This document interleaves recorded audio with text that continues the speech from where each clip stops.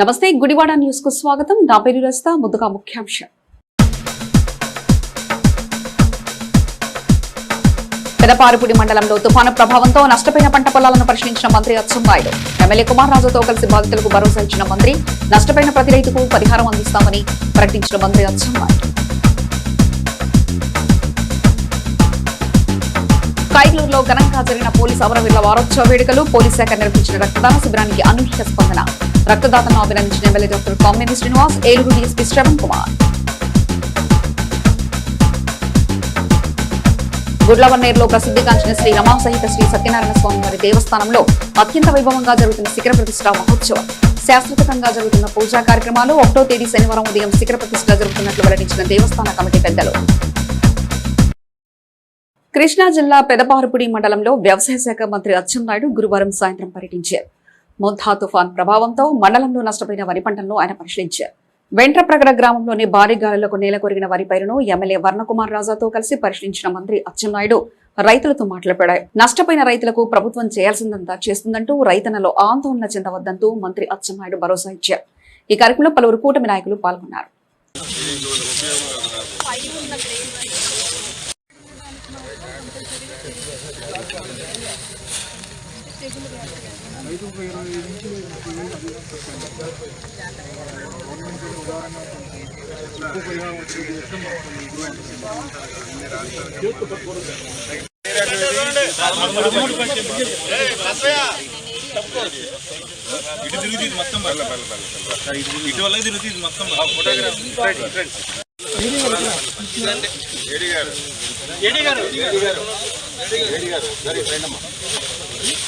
దీని పొజిషన్ అంటే ఇది మనకి ఇంకా హార్డ్ అండ్ అవైలబుల్ ప్లంకింగ్ కంప్లీట్ అయ్యి ఇప్పుడే పాలు పోసుకుంటాం. ఎమ్మెల్యే గారు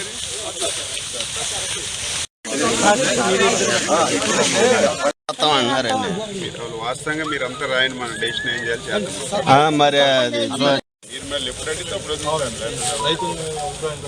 మీకు ఇది ఏ రెవెన్యూ ఏది రెవెన్యూ గ్రామ్ ఎన్ని ఎకరాలు ఉంటుంది? 3,300 ఎకరాలు ఒరేనా? మండలం మొత్తం వరేస్తారు. ఇది ఎన్ని క్రాప్ చేస్తారు ఇక్కడ? దీని తర్వాత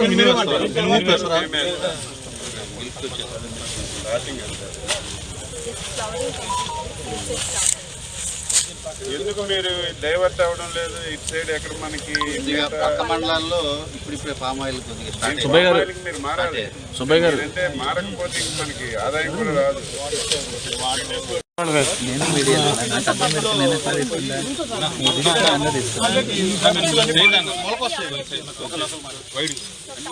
అన్ని ఈ టైప్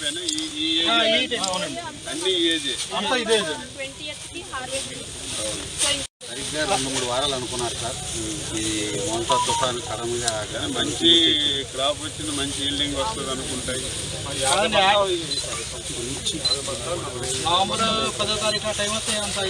నేనేమంటానంటే గవర్నమెంట్ చేయవలసిందంతా చేస్తారు. మీరు కూడా ఇండస్ట్రీలు మా అగ్రికల్చర్ వాళ్ళు చెప్తారు, మీరు చేయండి. అది మేము చేయవలసింది మేము కూడా చేస్తాం. మీరు చేయవలసింది ఏందని మీకు రక్షించుకుంటూ మీకు కొంత వచ్చింది అనుకో, అడిషనల్గా ఇన్కమ్ మీకు వస్తుంది. అది గవర్నమెంట్ చేస్తుంది కదా, మీరు తెలియకుండా చేసుకోవడం కొంచెం వాటర్ తీసి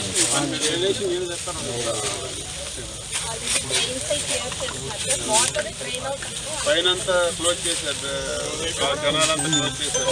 ఇంకా దీన్ని 100% తీసుకెళ్ళడానికి అన్ని ప్రయత్నాలు చేస్తాం. అదేవిధంగా పామర నియోజకవర్గంలో డ్రైనేజీలతో ఎక్కువ సమస్యతో ఇబ్బంది పడుతున్నారు. దీని గురించి కొంచెం మీరు 100% మనకు ప్రాబ్లం ఏమిటంటే ఈరోజు ముంపు రావడానికి వెంటనే వాటర్ డ్రైన్ కాకపోవడానికి ప్రధాన కారణం 5 సంవత్సరాలు దుర్మార్గమైనటువంటి పాలన జరిగింది. ఎప్పుడైనా ఒక వ్యవస్థని మెయింటైన్ చేయాలి. వ్యవస్థలన్నింటినీ ప్రధానమైనటువంటి వ్యవస్థలు వ్యవసాయం, ఇరిగేషన్ రెండింటికి తాళాలు వేసి పెట్టారు. 5 సంవత్సరాలు ఏ కాలువలో కూడా తూటికాడ తీయలేదు, ఒక తట్టిడి మట్టి తీయలేదు, మొత్తం పూడిపోయాయి.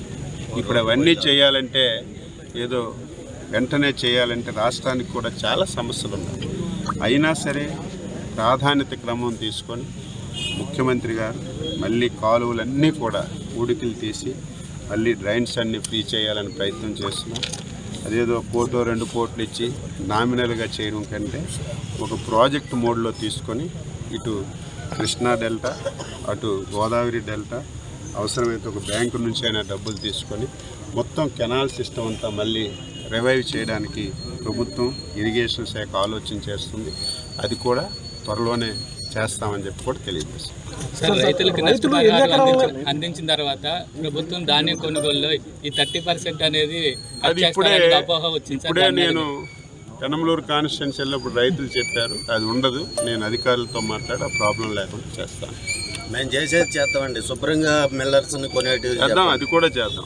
ఏ దశలో ఉన్న దానికి అన్ని పడిపోయినట్టుకి సిస్టమ్ ఉంది మనకి, మీకు నాకు. నువ్వు విలేకరు ప్రకృతి వైపరీత్యాలు వచ్చేటప్పుడు ఒక సిస్టమ్ ఉంది. ఆ సిస్టంలోకి వచ్చిన ప్రతి దానికి నష్టం. ఎన్ని ఎకరాలు పరిగణలోకి తీసుకుంటారు? ఒక రైతు 5 ఎకరాలు ఉంటుంది. రైతులకు చిన్న సందేహం ఉంది, ఎలా 5 ఎకరాలు దాని సిస్టమ్ ఉంది కదా. 5 ఎకరాలు 10 ఎకరాలు, కొంతమంది అది 20 ఎకరాలు ఒకడుకుంటారు. అది చాలా తక్కువ పర్సెంటేజ్, చాలా తక్కువ. దాన్ని కూడా ఏం చేయాలో ఆలోచన. మ్యాక్సిమం మన పెట్టిన సిస్టంలోకి అందరు రైతులు వస్తున్నారు. ఏదైతే స్పెషల్గా 15 ఎకరాలు 20 ఎకరాలు, కొంతమంది 50 ఎకరాలు లీజుకి తీసుకొని చేస్తున్నారు, అవన్నీ కూడా చాలా తక్కువ పర్సెంటేజ్ ఉంటుంది. దాన్ని కూడా ఒక ఆలోచన చేస్తాం. ఇంకొక విషయం ఏమిటంటే ఈసారి నష్టపరిహారంలో చంద్రబాబు నాయుడు గారు స్పష్టంగా మాకు చెప్పారు. మొన్న అమలు చేశాం, మన బుడమేరు వచ్చినప్పుడు మళ్ళీ కూడా అమలు చేస్తాం. ఎవరైతే వ్యవసాయం చేస్తున్నారో కౌలు రైతులకి నష్టపరిహారం ఇవ్వాలి స్పష్టంగానే ముఖ్యమంత్రి గారు ఆదేశాలు ఇచ్చారు. మేము ఏదైతే యాప్ పెట్టి నమోదు చేస్తున్నాం అందులో కౌలు రైతులకు కూడా యాడ్ చేసి వాళ్ళకే పరిహారం అందే విధంగా ప్రయత్నం చేస్తాం. Okay sir.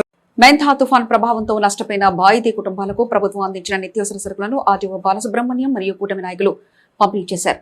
ఈ సందర్భంగా కిట్ల పంపిణీ వివరాలను ఆర్డీఓ బాలసుబ్రహ్మణ్యం తెలిపారు. అనంతరం NTR stadium committee vice chairman Elavarthi Srinivasarao, Janasena incharge Burlagadda Srikanth మీడియాతో మాట్లాడుతూ తుఫాన్ బాధిత కుటుంబాలకు ప్రభుత్వం అన్ని విధాలుగా అండగా ఉందని, ప్రజల సహాయార్థం కూటమి ప్రభుత్వం చేసిన సహాయ కార్యక్రమాల వివరాలను నాయకులకు వివరించారు. ఈ కార్యక్రమంలో టీడీపీ మండల అధ్యక్షులు Vasimurali, market yard chairman Chatragadda Ravi, TDP నాయకులు వెనగండ్ల రామకృష్ణ, సాంబయ్య, చేకూరు జగన్మోహన్ రావు తదితరులు పాల్గొన్నారు.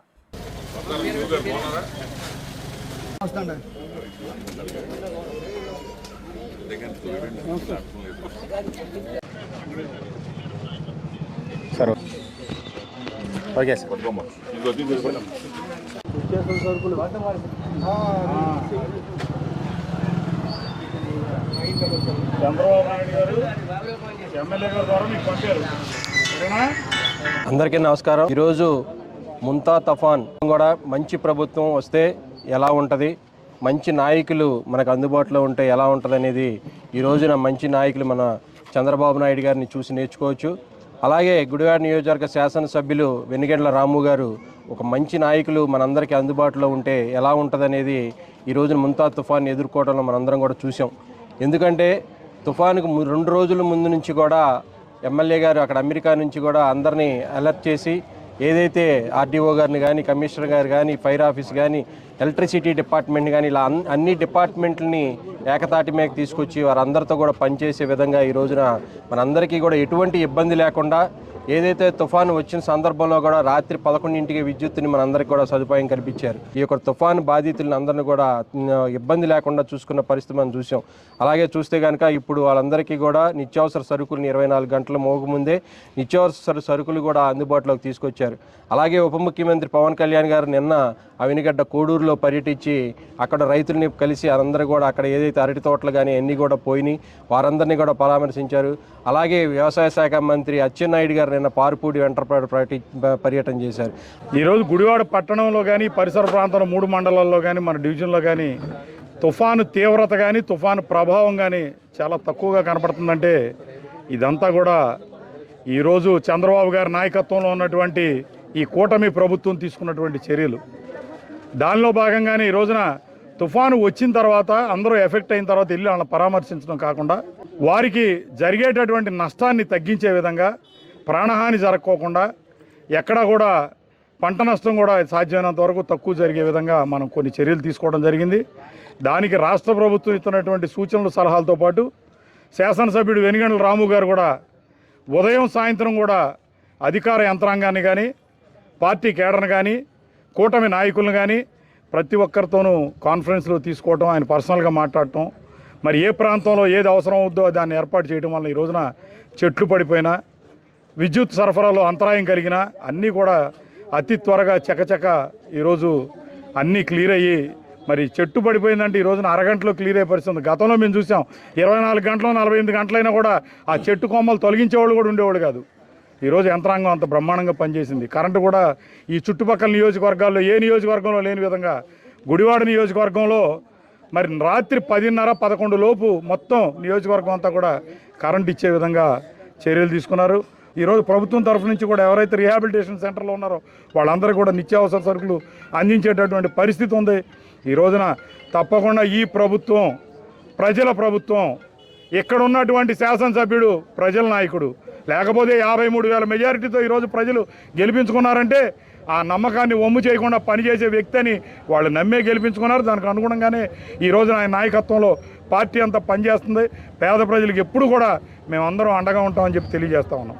ఈ ముంతా తుఫాన్కి సంబంధించి సైక్లోన్ రిలీఫ్ సెంటర్స్ మనం 35 సెంటర్లు ఏర్పాటు చేయడం జరిగింది. ఆ సెంటర్లో సుమారు 1996 మంది కూడా ఆశ్రయం పొందడం జరిగింది.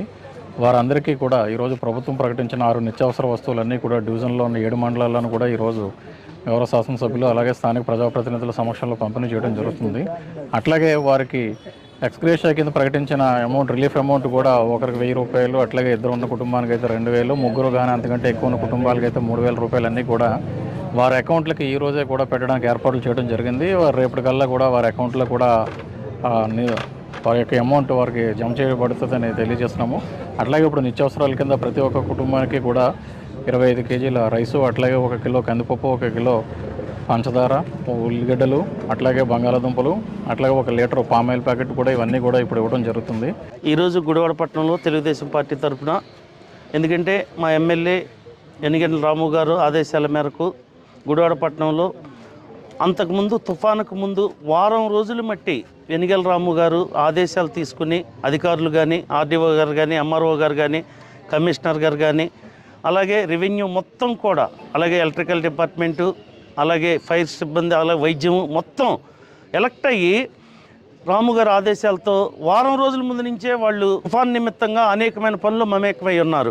అలాగే మా యనిగండ్ల రాము గారిని గుడివాడ పట్టణ ప్రజలే కాదు, నియోజకవర్గ ప్రజలందరూ కూడా నమ్మారు. నిజమైన నాయకుడు, మా కొరకు పనిచేస్తాకి అమెరికా దేశం నుంచి కోట్లు వదులుకుని పేదవాడిని కాపాడటానికి గుడివాడ పట్టణానికి వచ్చాడని గుడివాడ ప్రజలు నమ్మబట్టే గుడివాడ ప్రజలు వాళ్ళ విలువైన అమూల్యమైన ఓటునేసి దాదాపుగా 53 నుంచి 54,000 ఓట్ల మెజార్టీతో గెలిపించారు. ఎందుకంటే ఆయన ఆ నమ్మకాన్ని తీసుకుని ఆయన వ్యాపార నిమిత్తా కానీ, అలాగే ఎక్కడికి వెళ్ళినా సరే ఆయన గుడివాడ గురించి మాట్లాడుతూనే ఉంటాడు. ఎందుకంటే అమెరికా దేశంలో ఆయన వెళ్ళినప్పటికీ కూడా గుడివాడను ఎలా అభివృద్ధి చేయాలి, అమెరికాలో ఉన్నటువంటి వాళ్ళ స్నేహితులతో కానీ, అలాగే అనేక మందితో సమీక్ష సమావేశాలు నడిపి గుడివాడ పట్టణంలో, అలాగే సాఫ్ట్వేర్కి సంబంధించిన కంపెనీలు కానీ, అలాగే పేదవాడికి ఉపయోగపడే విధంగా చేసేటువంటి కంపెనీలు, అనేక కంపెనీలు గుడివాడ తీసుకురావడానికి ఆయన సమీక్ష చేస్తున్నాడు. గుడివాడ ఎన్టీఆర్ స్టేడియం కమిటీ ఆధ్వర్యంలో నిర్వహిస్తున్న ఎన్టీఆర్ మెమోరియల్ కృష్ణ ఎన్టీఆర్ జిల్లాలో ఓపెన్ క్లాసిక్ పవర్ లిఫ్టింగ్ పోటీలను committee vice chairman Elavarthi Srinivasarao ప్రారంభించారు. ఈ సందర్భంగా పవర్ లిఫ్టింగ్ చేస్తూ క్రీడాకారులను ఆయన ఉత్సాహపరిచారు. ఈ కార్యక్రమంలో భాగంగా నిర్వహించిన సమావేశంలో ఎలవర్తి శ్రీనివాసరావు మాట్లాడారు. క్రీడల అభివృద్ధికి ఎన్టీఆర్ స్టేడియం కమిటీ ఆధ్వర్యంలో చేస్తున్న కార్యక్రమాలను ఆయన తెలియజేశారు. ప్రత్యేక స్పోర్ట్స్ క్యాలెండర్ రూపొందించి క్రీడాకారులను ప్రోత్సహించేలా స్టేడియం కమిటీ ఆధ్వర్యంలో కృషి చేస్తున్నామని ఎలవర్తి అన్నారు. ఈ కార్యక్రమంలో స్టేడియం కమిటీ సంయుక్త కార్యదర్శి కిలారపురంగా ప్రసాద్, కమిటీ పెద్దలు Boggarapu Tirupataiah, Vallabhaneni Prasad, power lifting association పెద్దలు తదితరులు పాల్గొన్నారు.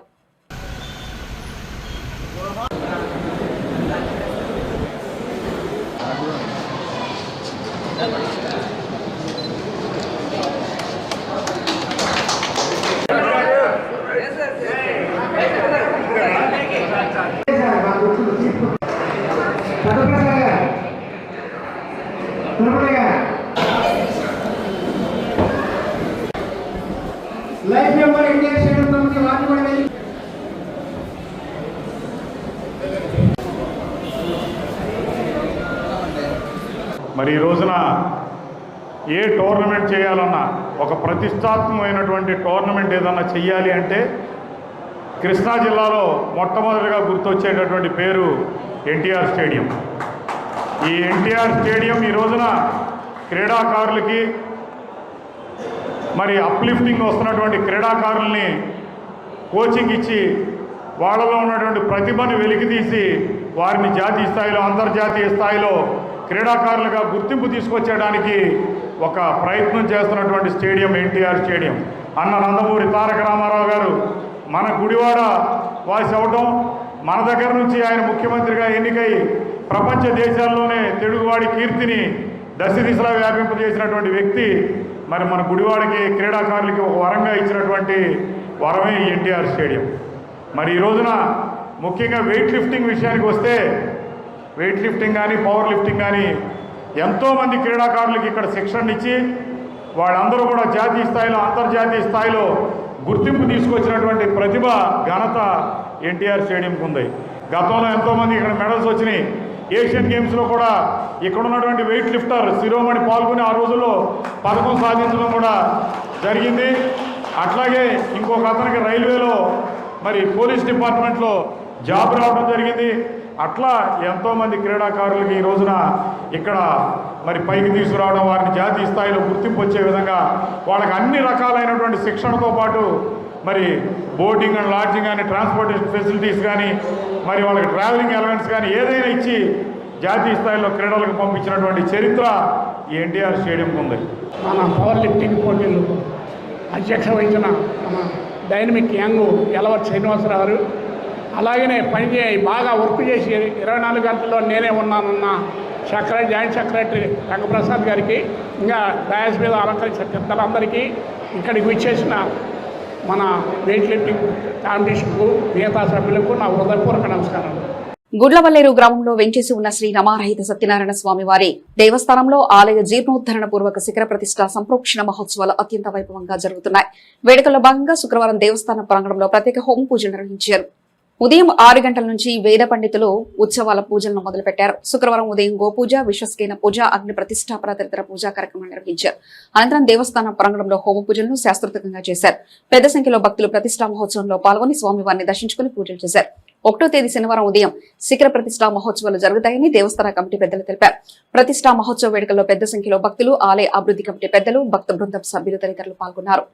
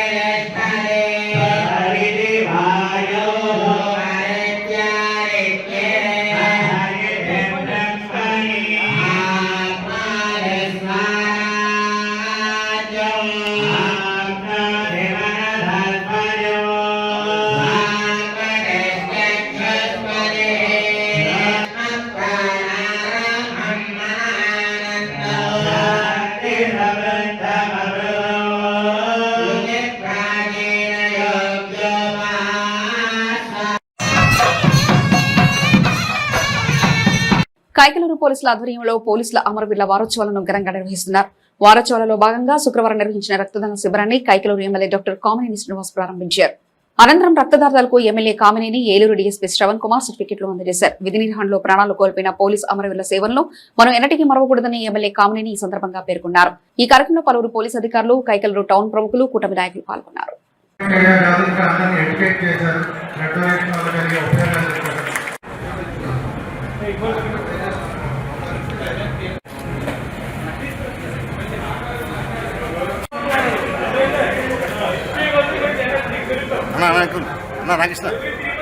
అందరూ ఇవాళ ఈ రోజు ఆ మంచి కార్యక్రమంలో ఇంకో రెండు మంచి జరుగుతున్నాయి. ఒకటి బ్లడ్ డొనేషన్. దానికన్నా ప్రాణం అనేది ఎక్కడ జీవితం, మన ప్రాణం పోయినంత ప్రాణం అనేది ఎక్కడ ఉండదు. ప్రాణవాయువు రక్తం దేశానికి అంతా, దేహానికి అంతా అందిస్తుంది, శరీరానికి. అదే ప్రాణం. ఆ ప్రాణవాయువుని అందించేది అంతేగాని ఇక్కడ గుండున్నట్టు ఇక్కడ ఎక్కడ ఖాళీగా ప్రాణం ఎక్కడ ఉండదు. దీన్ని రక్తాన్ని చాలా అన్ని తయారు చేయగలిగారు కానీ రక్తాన్ని తయారు చేయలేదు, సాధ్యం కాదు. ఆర్టిఫిషియల్ బ్లడ్ ఉండదు, బ్లడ్ మనుషులే ఇవ్వాలి. ఆ రక్తదానం అంటే ప్రాణదానం. దానికన్నా గొప్పది ఇంకో ప్రాణాన్ని కాపాడుతుంది. పైగా ఇప్పుడు డాక్టర్ చెప్పారు, నాకు తెలిసి 50 సార్లు ఇచ్చినట్టు 3 మంది ఉన్నారు. పోలీసు అమరవీరుల దినోత్సవం సంస్మరణ దినోత్సవం సందర్భంలో ఈ వారోత్సవాల కింద మేము అనేక కార్యక్రమాలు చేపడుతున్నాం. అదేవిధంగా ఈ కైకలూరు సర్కిల్ పరిధిలో ఈరోజు మా ఏలూరు సబ్ డివిజన్ తరఫున ఈ మెగా బ్లడ్ క్యాంప్ ఏర్పాటు చేయడం జరిగింది. దీనికి గౌరవ శాసనసభ్యులు శ్రీ కామినేని శ్రీనివాస్ గారు, అదేవిధంగా మా సర్కిల్ సిఐ గారు అయినటువంటి రామకృష్ణ గారు, అదేవిధంగా సిఐ గారు రవికుమార్ గారు, ఎస్ఐలైన ముదినేపల్లి ఎస్ఐ గారు వీరభద్రరావు గారు, అదేవిధంగా వెంకటేశ్వరరావు గారు, మన అదేవిధంగా రామచంద్రరావు గారు, రాంబాబు గారు, వీళ్ళందరూ కూడా వాళ్ళు ప్రత్యేకంగా కృషి చేసి మా పోలీస్ సిబ్బందితో పాటు అలానే ప్రజలను మమేకంతో, ప్రజల యొక్క సహకారంతో మేము ఈ బ్లడ్ బ్యాంక్ వాళ్ళ సహకారంతో బ్లడ్ ఇవ్వడం జరుగుతుంది. ఇవన్నీ కూడా మన రక్తం తాలేసి వ్యాధితో బాధపడే వ్యక్తులు కానీ, అదేవిధంగా అత్యవసరమైన వ్యక్తులందరూ కూడా వాడుకోవడానికి, అదేవిధంగా భవిష్యత్తులో ఎవరైతే ఈ బ్లడ్ డొనేట్ చేశారో వాళ్ళందరినీ కూడా గుర్తించి వాళ్ళకు కూడా ఈ దేశం యొక్క కోసం పోలీసులు ప్రాణాలు వాళ్ళు కూడా మాతో భాగస్వామి, వాళ్ళందరూ కూడా ప్రత్యేకంగా పేరు కృతజ్ఞతలు తెలియజేస్తున్నాం. పంటల బీమాపై వైసీపీ టెలికాన్ఫరెన్స్ లో మాజీ సీఎం జగన్ చేసిన వ్యాఖ్యలపై వ్యవసాయ శాఖ మంత్రి అచ్చెన్నాయుడు ఫైర్ అయ్యారు. విమానం లేదని సాకుతో ప్రజలు కష్టపడుతుంటే రాష్ట్రానికి రాని వ్యక్తి నేడు గదిలో కూర్చుని అవస్థలు పడుతుంటే ఏం చెప్పాలని మంత్రి అచ్చెన్నాయుడు ప్రశ్నించారు. టెలికాన్ఫరెన్స్ లో జగన్ చేసిన వ్యాఖ్యలపై చర్చకు సిద్దమని ప్రకటించిన మంత్రి అచ్చెన్నాయుడు వాస్తవాలతో తాము వస్తామంటూ సవాల్ చేశారు. కృష్ణా జిల్లా పెదపారుపూడి వెంట్రపగడ గ్రామంలో మంత్రి మీడియాతో మాట్లాడారు. 6 నెలల్లో 16 తుఫాన్లు కానీ వాయుగుండా అల్పపీడనాలు వచ్చినాయి. గుండు సున్నా ఇక్కడ కూటమి ప్రభుత్వం చేసింది. మన ప్రభుత్వంలో 70 లక్షల ఎకరాలకు పంట బీమా చేసాం. కనీసం 19 లక్షల ఎకరాలు అబద్ధాలు కోరు. అసలు ఆ వ్యక్తి పేరే నేను చెప్పాలంటే నాకు అసహ్యం. ఎవరైనా వాస్తవంగా మాట్లాడితే దానికి ఆన్సర్ చేయొచ్చు, లేకపోతే దమ్ము ధైర్యం ఉండి ఎదురుకొచ్చి మాట్లాడితే దానికి ఆన్సర్ చేయొచ్చు. ఏదో టెలికాన్ఫరెన్స్లోన 5 రోజుల నుంచి తుఫాను వస్తే బెంగళూరు నుంచి విజయవాడకి విమానాలన్నీ రద్దు అయిపోయినాయి కాబట్టి నేను ఎప్పుడో విమానం బెంగళూరు నుంచి విజయవాడకు వస్తే ఆ రోజే వస్తానని చెప్పి చుట్టం చూపుకొచ్చి ఈరోజు కూడా తాడేపల్లి గూడెంలో ఉండి తాడేపల్లి ప్యాలెస్లో ఉండి ఈరోజు అబద్ధాలు చూస్తే మీరు రాయాలి. నేను చెప్పినవన్నీ రాస్తే కనీసం ఆయనకు తెలుస్తాయి. ఏం మాట్లాడాడు? చంద్రబాబు నాయుడు గారు మిర్చికి 11,500 రూపాయలు ఇస్తామన్నాడు, ఇవ్వలేదని మాట్లాడాడు. అదేదో తెలియని వ్యక్తి మాట్లాడితే ఆనందించవచ్చు. 5 సంవత్సరాలు ఈ రాష్ట్రానికి ముఖ్యమంత్రి చేసిన వ్యక్తి మిర్చికి చంద్రబాబు నాయుడు ఏం చెప్పాడు? 11,500 కంటే ధర తగ్గితే ప్రభుత్వం ఇస్తుందని చెప్పారు. ఈరోజు మిర్చి 15,000 ఉంటే 11,500 ఇవ్వలేదంటే ఆయన మనిషి అవగాహన ఉంది. అంటే 15,000 ఉంటే 11,500 ఇవ్వమని చెప్తారా? ఈరోజు పొగాకు రాష్ట్రంలో ఇంతవరకు ఇన్ని ప్రభుత్వాలు వచ్చినా పొగాకు అసలు కొనలేదు. ఫస్ట్ టైం మార్కెట్ పెట్టి 300 కోట్ల రూపాయలు ఖర్చు పెట్టి 25 మిలియన్ కేజీలు పొగాకు కొని రైతుకు డబ్బులు వేస్తే పొగాకు కొనలేదంట.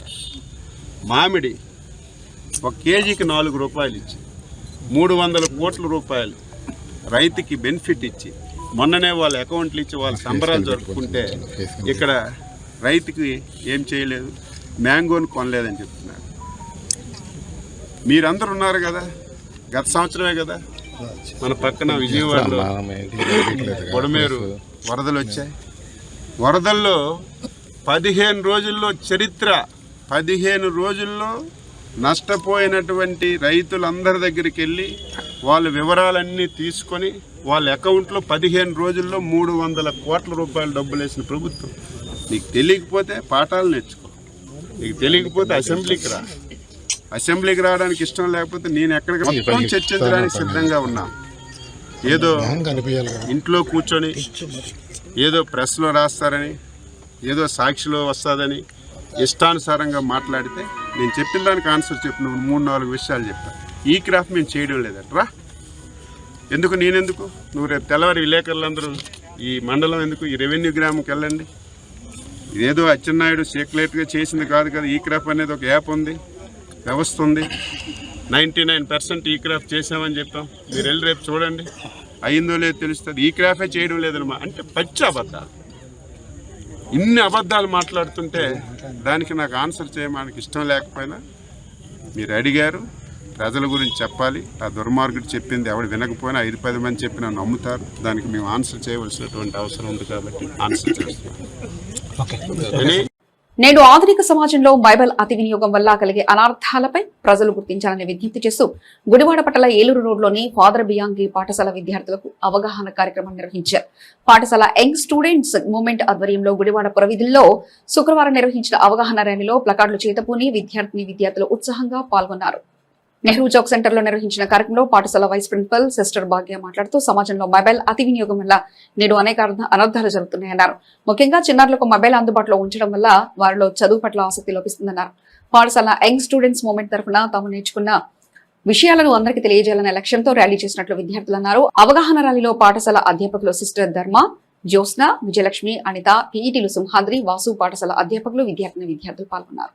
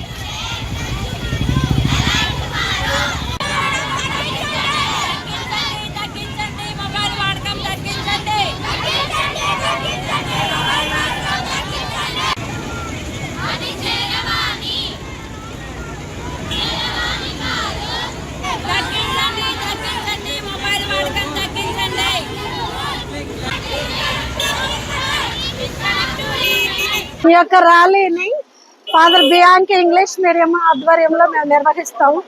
ముఖ్యంగా ఈనాడు మన సమాజంలో ఎక్కువగా మొబైల్ వాడకం అనేది జరుగుతుంది.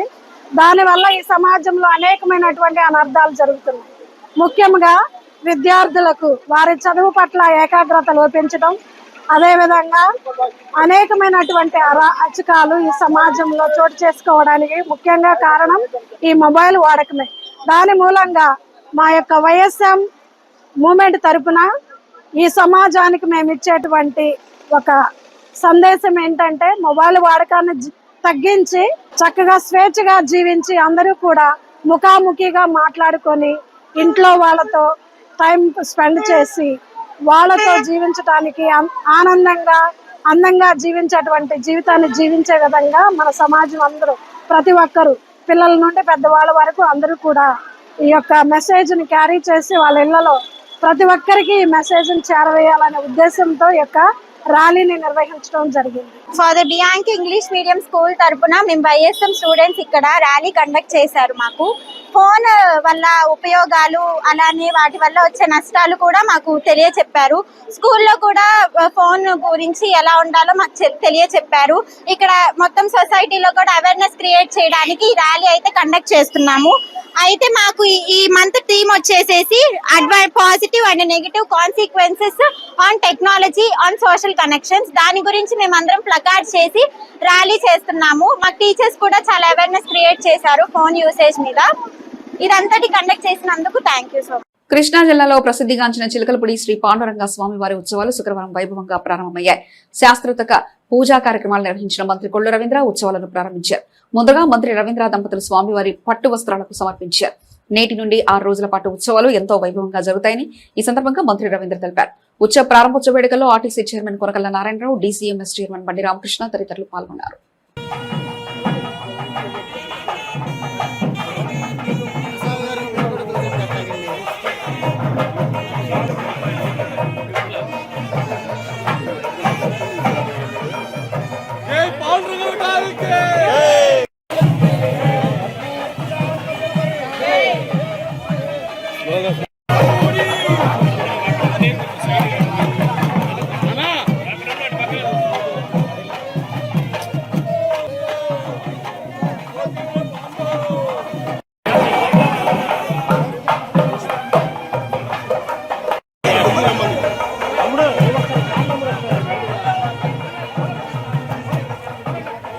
దక్షిణ భారతదేశంలోనే పండరీపురం తర్వాత పాండురంగడి స్వామి యొక్క దేవాలయం, ఒక ప్రతిష్టాత్మకమైన దేవాలయం మచిలీపట్నంలో ఉంది. ఆ పండరీనాథుడి యొక్క ప్రతిష్టా కార్యక్రమం ఆనాడు భక్త నరసింహం గారు దాదాపు 1929వ సంవత్సరంలో ఆయన ఇక్కడ మరి స్వామివారిని ప్రసన్నం చేసుకుని ఇక్కడ ప్రతిష్ఠ చేయడం కూడా జరిగింది.